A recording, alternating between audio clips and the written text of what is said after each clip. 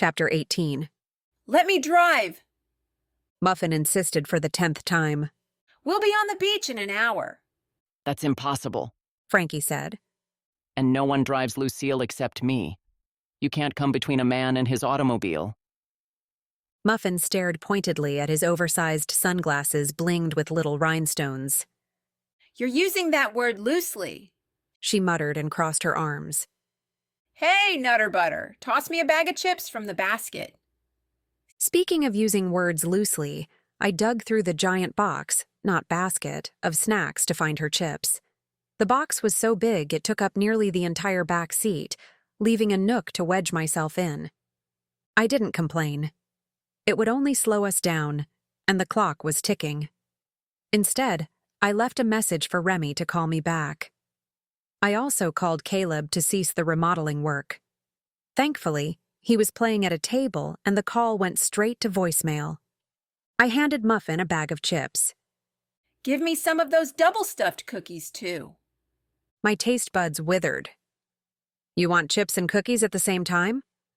Sometimes the salty is too salty and the sweet is too sweet. My nutritionist said I should eat balanced meals. The bear needs grub. The bear? That's my stomach. If I don't keep him fed, he can be quite ornery.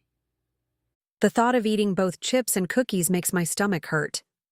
That's because your stomach is more like a sloth compared to my mighty bear. Maybe if you gave it a voracious nickname, you'd gain a pound or two. She could name her stomach the blue whale. Frankie offered. Why the blue whale? I asked. Seriously, don't you know anything about the animal kingdom? The blue whale can eat 4 tons of krill every day. That's the mightiest appetite ever. Too mighty for me, I said. I'd rather not resemble a blue whale. Are you saying I resemble a bear? Muffin asked, twisting in her seat to take a swat at me. Luckily, her hand caught on a bag of chocolate-covered pretzels. And here's dessert, she said, bringing the bag to the front, completely forgetting about me.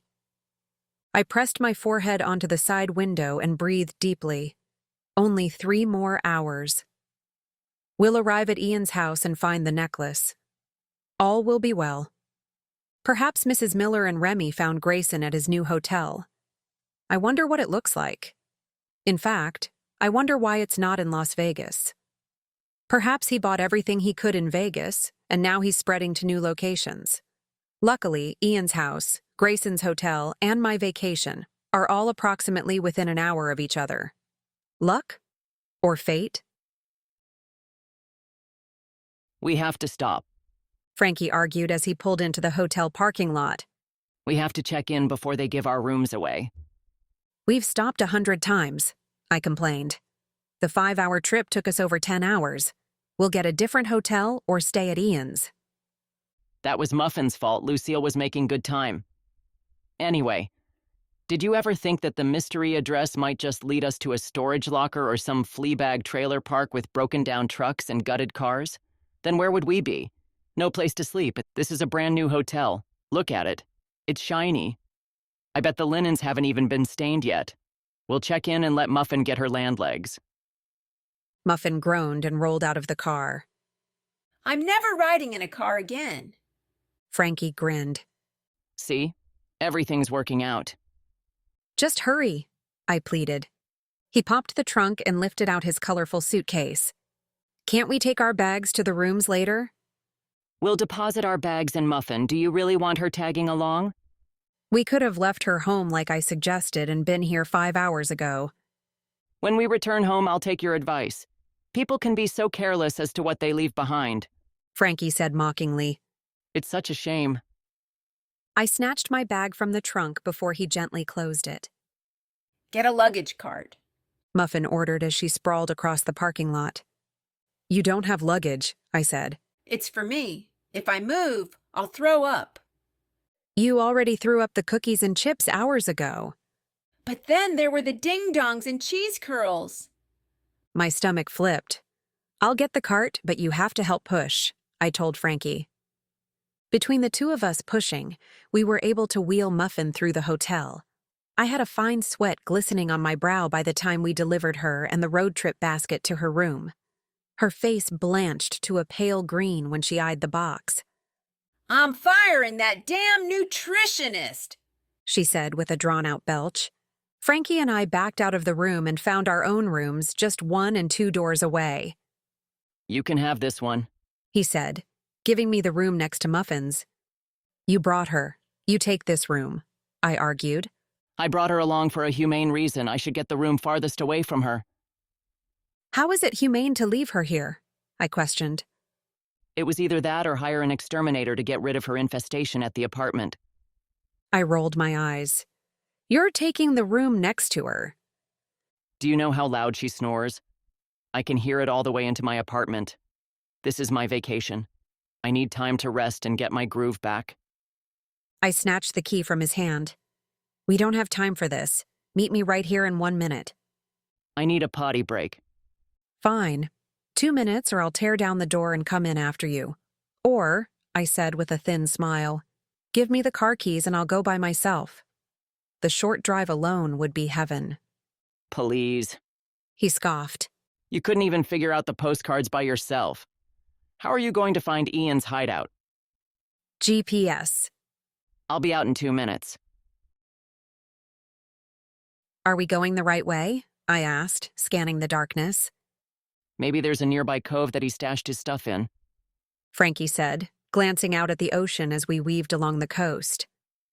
A cove doesn't have a postal address, I said. It has to be a house or building.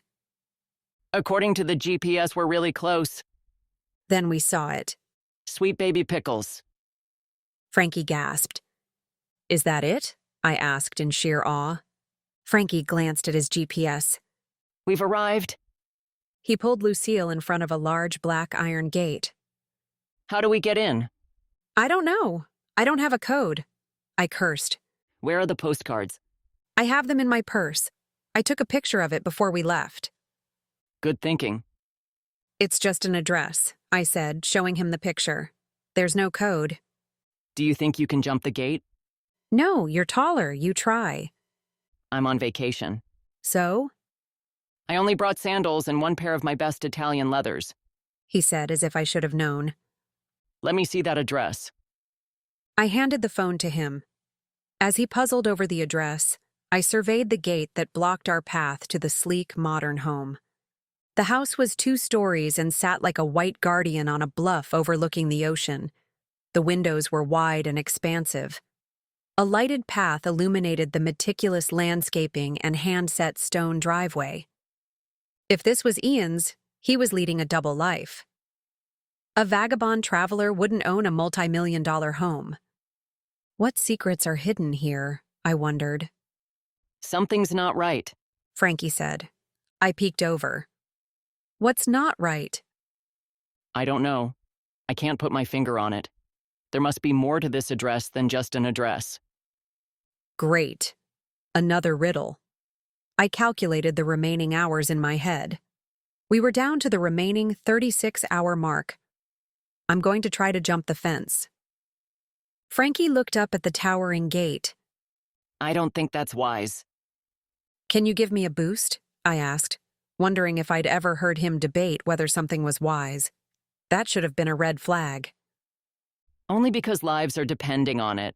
You owe me a manicure if anything happens to these beauties. Your nails will be fine. Lock your fingers together for me to step into. Let me see the bottom of your shoes. Why? You could have stepped in dog poop. I'm telling you right now, Muffin's car sickness will pale in comparison if I have dog poop on my hands. I lifted my shoes to show him they were clean. After a quick inspection, he bent and locked his fingers together. Be ready to give me a boost, I said before I put pressure on his hands. Just get up and over already. I grabbed the iron bars and pulled myself up. There was still a foot or more before I could grasp the top.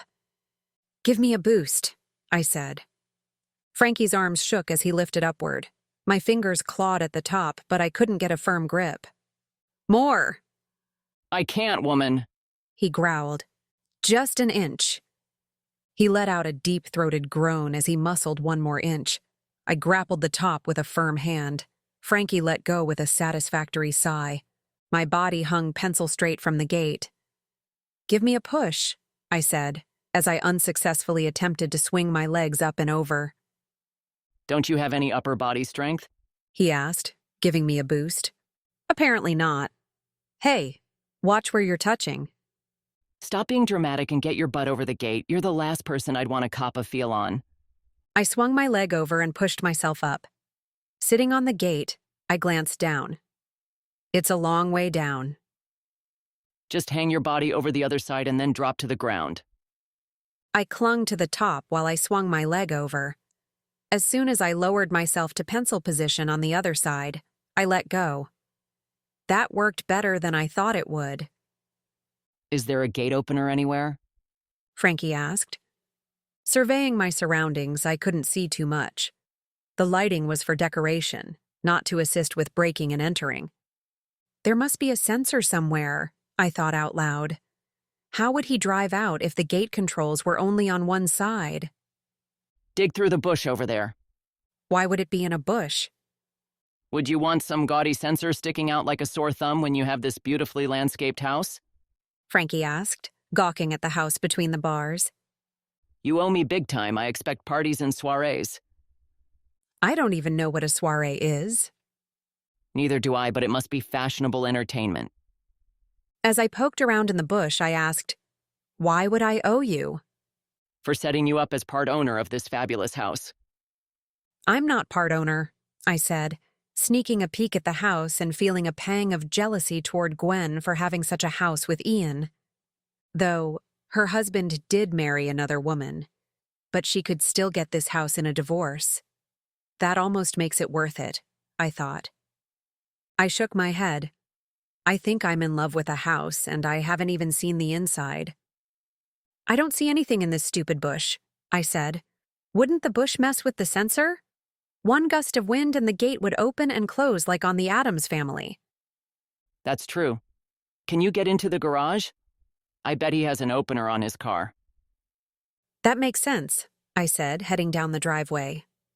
Damn. What? I need a code for the garage. Are there any open windows? Would you leave your windows open on a house like this? I'd never leave if I had this house. Just look for open windows.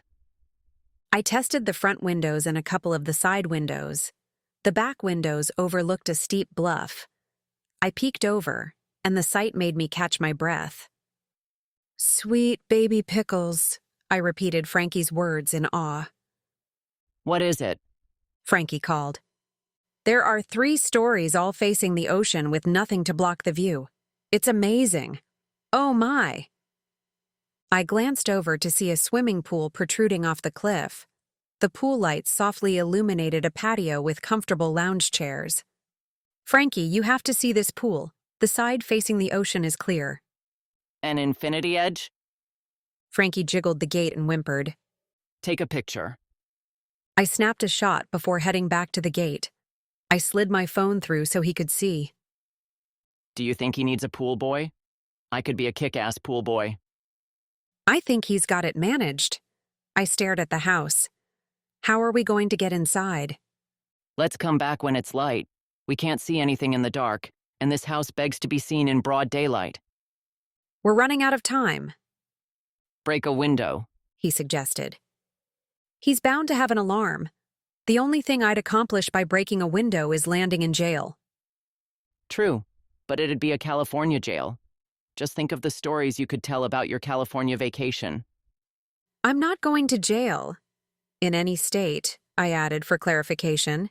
And then let's wait until morning. Morning won't open a window. Neither will standing here talking between a gate. Our hotel has a swanky martini bar. Let's grab a drink and plot. David and Ian are being held hostage. We don't have time to drink, I argued. Standing here arguing doesn't help them either. We had a long drive, we're tired, and we're not thinking clearly. Let's take a break, get a drink, and relax. A turbulently building curse burst forth as I rattled the gate with fisted hands. Frankie arched his brow. Who knows? I sighed after my outburst. Alcohol and Ian seem to be a common theme. Let's give it a try. I'll give Remy a call on the way back to the hotel. Hopefully he's found Grayson. I reached for the top of the gate and realized I had no one to give me a boost. Frankie's eyes widened. You're trapped. What do I do? I panicked. Frankie crossed over to the gate controls and pressed buttons. 1, 2, 3, 4, 5. Nothing happened. That's ridiculous. And why 5 numbers? It could be a 4-digit code. Now who's being ridiculous, right? A fancy house like this has to have 5 digits. Just get me out of here. Climb the tree over there. I'm not climbing a tree. Then you're stuck. Damn it.